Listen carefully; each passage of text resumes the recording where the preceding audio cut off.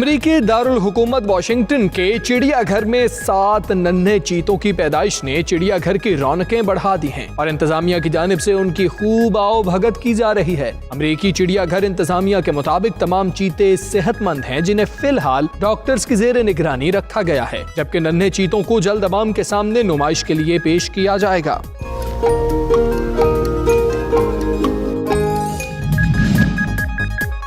Los Angeles के auction house में रखे अखबार के इस सफ़े की बोली $40,000 से शुरू होगी। आप सोच रहे होंगे कि आखिर इसमें ऐसी क्या खास बात है। दरअसल इस पर मौजूद कार्टून किसी और ने नहीं बल्कि अमेरिकी सदर बेंजामिन फ्रैंकलिन ने इनकलाब से 22 साल कबल 1754 में बनाया था। बेंजामिन फ्रैंकलिन का शुमार अमेरिकी तारीख के अजीम तरीन सुदूर में होता है। वो एक मोतबर सियासतदान होने के साथ साथ कामयाब सहाफी और साइंसदान भी थे।